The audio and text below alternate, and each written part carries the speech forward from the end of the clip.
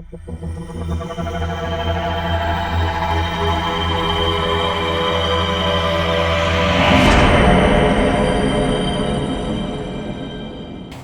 நேயர்களுக்கு வணக்கம். நம்ம நட்சத்திர சீரீஸுடைய தொடர்ச்சியாக இன்றைக்கி கேட்டை நட்சத்திரத்தை பற்றி பேச போகிறோம். கேட்டைங்கிறது வந்து வடமொழியில் ஜேஷ்டா அப்படி சொல்கிறாங்க.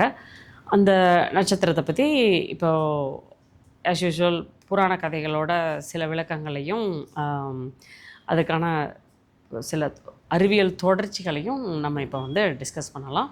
நான் சாந்தனி, லாவண்யா. ஏஎம்சி நேயர்களுக்கு வணக்கம். வணக்கம் சாந்தினி. இந்த நட்சத்திரத்தை பற்றி நம்ம பார்க்குறதுல கேட்டை நட்சத்திரத்தோட சின்னம் வந்துட்டு பதக்கம்.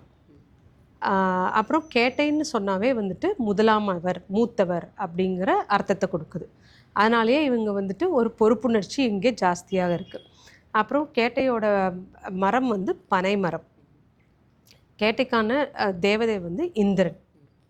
இப்போ இந்த மூத்தவர் அப்படின்னு சொல்கிறதுனாலே இவங்க வந்துட்டு குடும்பத்தை வழி நடத்துகிறவராக இருக்கக்கூடிய வாய்ப்புகள் அதிகமாக இருக்குது. இப்போது இதனுடைய சிம்பிள்ஸை பற்றி சொன்னாங்க, தெய்வங்கள் பற்றியும் சொன்னாங்க. நம்ம எப்பவும் பேசுகிற மாதிரியே வந்து முன்னாடி நம்ம பேசின நட்சத்திரத்துக்கும் இதுக்கும் என்ன தொடர்ச்சி இருக்குது. இந்த தெய்வம் இந்திரன் அப்படின்றது வந்துட்டு நமக்கு இந்த நட்சத்திரம் வழியாக என்ன சொல்ல விரும்புது அப்படிங்கிறதையும் நம்ம இப்போ இங்கே பார்ப்போம். நம்ம முன்னாடி பார்த்தது விசாகம் பார்த்தோம் இல்லையா, அனுராதா பார்த்தோம். அந்த அனுராதா வந்து நம்ம எல்லையற்ற பக்தி, தன்னலமற்ற அன்பு, இதை பற்றியெல்லாம் நம்ம அங்கே பார்த்தோம். ஒரு மனித பிறப்பில் நம்மளால் மேக்ஸிமம் பண்ணக்கூடியது, அன்பினால், நம்மளுடைய சிறந்த உணர்வுகள்னால நமக்கு மேக்ஸிமம் பண்ணக்கூடியது அந்த எல்லையற்ற அன்பு. ஆனால் மனிதர்களாக நம்ம அதை பண்ண முடியுதா? இல்லை. அது அப்படி பண்ணக்கூடியவங்க மீரா, பக்த மீரா, ராதான்னு சொல்லிட்டு ஏதோ ஒரு 1-2 எக்ஸாம்பிள் மட்டும்தான் சொல்கிறோம். அது வந்து ஒரு மேக்ஸிமம் பொட்டன்ஷியல் அதை சொல்லக்கூடியது தான். ஆனால் உண்மையில் மனிதர்களான நாம் எப்படி இருக்கோம்? நம்ம வந்து இந்திரியங்களால் ஆக்கப்பட்டவர்கள். நமக்கு வந்து இந்த பிரபஞ்சம் பல விஷயங்களை அனுப்பினாலும் நமக்குள்ளார இருக்கிற இந்திரியங்கள், 5 இந்திரியங்கள் அப்படின்றது நம்மளுக்கு சில விஷயங்களை தான் வந்து பார்க்க வைக்கிது. கண்ணால் பார்க்குறோம், காதால் கேட்குறோம், மூக்கால் சுவாசிக்கிறோம், நாக்குனால சுவையை உணர்கிறோம், இந்த மாதிரி மெய்யால் வந்து தொடு உணர்வை உணர்கிறோம். இந்த மாதிரியான 5 இந்திரியங்களால் தான் நம்ம வழி நடத்தப்படுறோம்.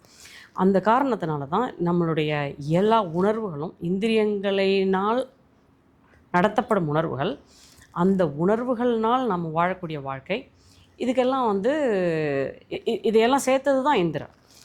இந்திரன்கிறது வந்து எங்கேயோ இருக்கிற ஒரு பர்சன் கிடையாது. நமக்குள்ளர இருக்கக்கூடிய இந்த 5 இந்திரியங்களை ஒன்றா நீங்கள் சேர்த்துனீங்கன்னா எது வருதோ அதுதான் இந்திரன்.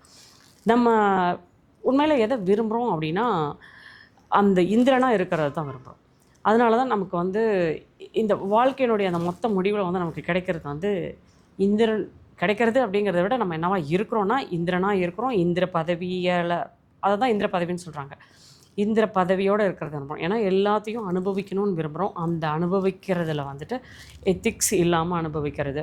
இதுக்கு வந்து இந்திரனை குறித்து பல கதைகள் இருக்குது. எத்திக்ஸ் இல்லாமல் நடந்துக்கக்கூடிய கதைகள் பல கதைகள் உண்டு. அந்த கதைகளில் சிலதை வந்து லாவண்யா மேடம் சொல்லுவாங்க. ஆனால் நம்ம வாழ்க்கையினுடைய அந்த முடிவில் நம்ம வந்து எதை வெற்றி அப்படின்னு நினைக்கிறோம் அப்படின்னு பார்த்தாலும், எதை வாழ நினைக்கிறோம் பார்க்கணும், எதை அச்சீவ் பண்ணணும்னு நினைக்கிறோம், இதெல்லாம் பார்த்தா நம்ம வெற்றி கொண்டு அடைய வேண்டிய கோட்டை அப்படின்றதாகட்டும் எல்லாமே வந்து அந்த இந்திர பதவி, இந்திரனுடைய தன்மைகள் இதெல்லாம் தான் இருக்குது. ஸோ நீங்கள் சொன்ன மாதிரி வந்து இவங்க ஒரு எல்டஸ்டாக இருந்து எல்லாத்தையும் பாதுகாக்கிறது அப்படிங்கிறதும் அப்படி தான். நம்மளுடைய தி எல்டர்மோஸ்ட் குவாலிட்டி எதுன்னு பார்த்தா இந்திரனுடைய குவாலிட்டிஸ் தான். அந்த குவாலிட்டியை வச்சுக்கிட்டு தான் நம்மளுடைய ஆன்மாவை நம்ம வழிநடத்த பார்க்குறோம். அதனால் எப்படி பார்த்தாலும் இந்திரன் ஜெயிக்கிறது தான் இருக்குது. அப்படி இருக்கிறதுனால தான் அந்த இந்திரனுக்கு வந்துட்டு கன்னிங்னஸ், ஸ்ட்ராட்டஜி பில்டிங், ஒரு கிரிட்டிக்கலான ஒரு இடம் வரும்போது வந்துட்டு நம்ம இந்திரியங்களை பயன்படுத்தி நம்ம ஜெயிக்கிறது, இது எல்லாமும் வந்து இந்திரனுடைய குவாலிட்டியாக இருக்குது. இது இந்திரனுடைய குவாலிட்டிங்கிறது எகைன் மனிதனுடைய ஆசைகளினால் உந்தப்பட்ட, இந்திரியங்களினால் உந்தப்பட்டு உருவாகக்கூடிய கேரக்டரிஸ்டிக்ஸ் எல்லாமே இந்திரன். இப்போது லாவண்யா, நீங்கள் இந்திரன் பற்றின புராண கதைகள் சிலதை வந்து சொல்லுங்கள். இப்போ நம்ம புராணத்தில் வந்து இந்திரனை பற்றி நிறைய கதைகள் இருக்குது இல்லைங்களா? இதில் முதல்ல அவங்க போர் நடந்த போர் இருக்கு இல்லைங்களா, அதில் முதல் வெற்றியை பற்றின கதையே பிரதானமாக சொல்லப்படுது. அங்கே வந்து விருதன் அப்படிங்கிற ஒரு அரக்கனுக்கும் தேவர்களுக்கும் போர் நடக்குது. அந்த போரில் வந்து இவர் தலைமையில் நடக்குது, இந்திரன் தலைமையில் நடக்குது. அந்த இந்திரன் தலைமையில் நடக்கிற போரில் வந்து பல யுக்திகளை எத்திக்ஸோடையோ இல்லை அன்எத்திக்கலாவோ பல யுக்திகளை பயன்படுத்தி அந்த விருதனை ஜெயிச்சிடுறாங்க. ஜெயிச்சு வர்றாங்க இல்லைங்களா, அந்த வெற்றியை பெரிய பெருங்கொண்டாட்டமாக இது பண்ணுறாங்க. இதுதான் இந்திரனை பற்றி ஒரு குறையாகவே புராணங்களில் சொல்லப்படுது. ஏன்னா அவர் எப்போ ஜெயிச்சாலுமே அந்த வெற்றி வந்து தலைக்கேறிடும் அப்படிங்கிறது, வெற்றிக்கு வந்துட்டு அவ்வளோ பெரிய கொண்டாட்டமும் இருக்கும் அப்படின்ட்டு.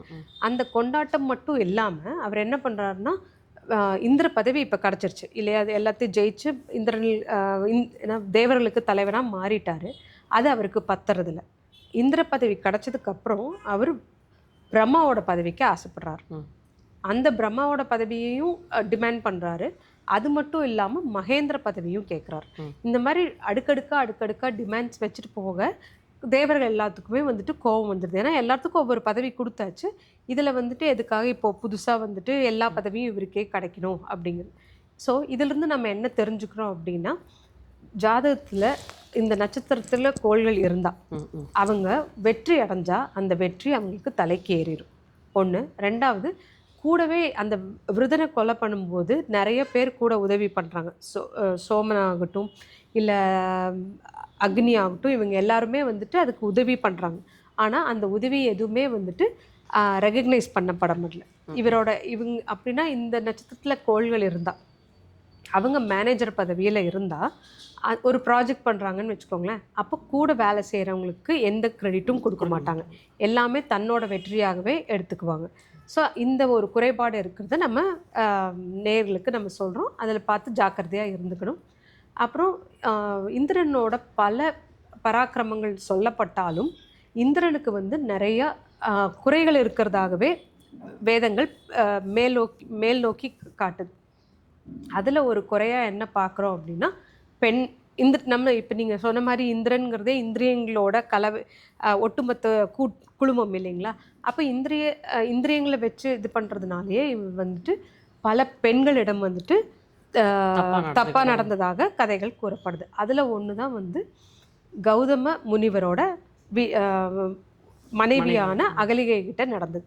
இவர் என்ன பண்ணுறாருன்னா, அகலிகை கிட்ட கௌதம முனிவராக வேஷம் போட்டு போய் அவரோட இணைஞ்சிடுறாங்க. அதையே கௌதம முனிவருக்கு தெரிய வர அவர் வந்து இவருக்கு சாபம் கொடுத்துட்றார். என்னன்னு சாபம் கொடுக்குறாருன்னா, உங்கள் உடம்பு முழுக்க யோனிகளாக மாறட்டும், பெண் உறுப்பாக மாறிடும் அப்படின்னு சொல்லி சாபம் கொடுத்துட்றாரு. அதனால தான் வந்து இந்திரனுக்கு வந்து 1000 கண்கள் கொண்டவன் சொல்லுவாங்க. அதாவது அந்த யோனி துளைகள் எல்லாம் வந்து கண்கள் மாதிரி பிற்காலத்தில் அதுக்கு சாப விமோசனம் வந்து கண்களாக மாறுச்சு. அதான் இப்போ அதில் வந்து என்ன ஆகுதுன்னா, இப்போது இந்த இது வந்தது இல்லைங்களா, பெண் உறுப்பாக கொடுத்துருக்காங்க, அதே மாதிரி ஆண் உறுப்பும் செயலிழந்து போகட்டும் அப்படின்னு சொல்லி சாபம் கொடுத்துட்றாங்க. அப்போ இவர் வந்து திருப்பியும் லக்ஷ்மிகிட்ட வேண்டி அவங்க வந்து அந்த பெண் உறுப்பை வந்து கண்ணாக மாற்றிடுறாங்க. அதான் நீங்கள் கேட்ட 1000 கண்கள் உடையவராக மாறுறாங்க. அப்புறம் அந்த பெண் உறுப்பு ஆண் உறுப்பு வந்து செயலிழந்து போகுது அப்படின்னு சொல்கிறாங்களா. இது வந்து இந்த காலத்தில் வந்து நம்ம என்னவா பார்க்கலாம் அப்படின்னு சொன்னோம்னா, நம்ம வேசக்டமின்னு சொல்லிட்டு ஆண் தன்மையை மட்டுப்படுத்துகிற சர்ஜரி பண்ணுறாங்க இல்லைங்களா, அது வந்து இந்த நட்சத்திரத்தோட தன்மையாக நம்ம நேயர்கள் இந்த டிஎன்ஏல பார்த்துக்கலாம். இந்த டைம் அண்ட் டிஎன்ஏல இதை வந்து நம்ம பார்த்துக்கலாம். தற்போதைய உலகில் இந்த கேரக்டராக அது மாறுறதா நம்ம எடுத்துக்கலாம். அப்புறம் என்ன சொல்கிறாங்கன்னா, இதோட முடிஞ்சிருது, மனிதனோட பிறவியே வந்துட்டு கேட்டையோடு முடிஞ்சிருது. அதுக்கப்புறம் திருப்பி தொடர்ச்சி வந்து அடுத்து அஸ்வினிக்கு போயிடுது. ஸோ இது ஏன் அப்படி மாறுச்சு அப்படிங்கிறத வந்து அடுத்த வீடியோவில் நம்ம பார்க்கலாம். கோவர்த்தனமலை கதையை சொல்லாங்க. இன்னொரு இதுவும் இந்திரனுக்கு இருக்குது இல்லையா, அதனால வந்து ஸோ நம்ம கோவர்த்தனமலையை வந்து கிருஷ்ணன் தாங்கின கதை ஒன்று இருக்குது இல்லைங்களா, அது வந்து நிறைய பேருக்கு தெரிஞ்சிருக்கும். இது வந்து எப்படி ஆரம்பிக்குதுன்னா வந்து கிருஷ்ணர் வந்து கோகுலத்தில் மழை பெய்யுது, அவர் அவங்க அப்பா கிட்ட கேட்குறாரு, எதுக்கு வந்து மழையெல்லாம் பெய்யுது, எதுக்காக இந்திரனுக்கு இதெல்லாம் படைப்பெல்லாம் நடத்துகிறீங்க அப்படின்னு சொல்லி கேட்குறாங்க.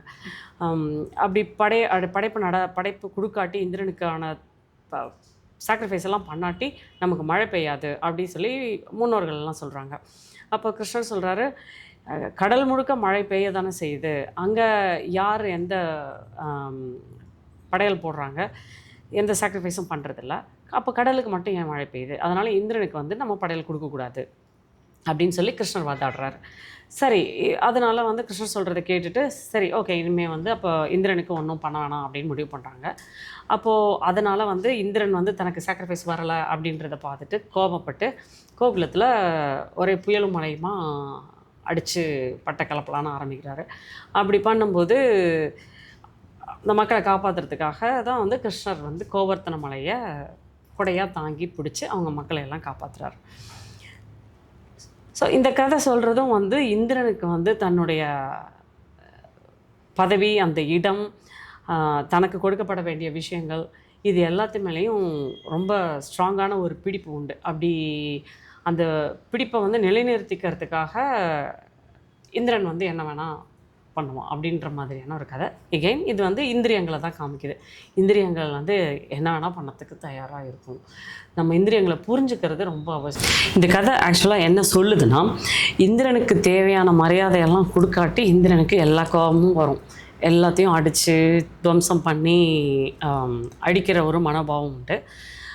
அப்போ பேசிக்கலாக என்ன அர்த்தம்னா, நமக்கு வந்து நம்ம இந்திரியங்கள் நமக்கு தேவையான விஷயங்கள் கிடைக்கல, நமக்கு மரியாதை கிடைக்கல, இது பண்ணலாம் அதை பண்ணலாம் இதெல்லாம் தோணுச்சுன்னா நம்ம இந்திரியங்கள்னால தான் நம்ம பாதிக்கப்பட்டு நமக்கு கோபம் வர்றதோ, எல்லாத்தையும் எல்லாத்து மேலேயும் கோபப்படுறது, இல்லை அந்த அந்த அந்த இடத்தையே ஸ்பாயில் பண்ணுறது, அந்த மாதிரியான குணாதிசயங்கள்லாம் இந்திரியங்கள்னால நமக்கு உருவாக்கி வருது.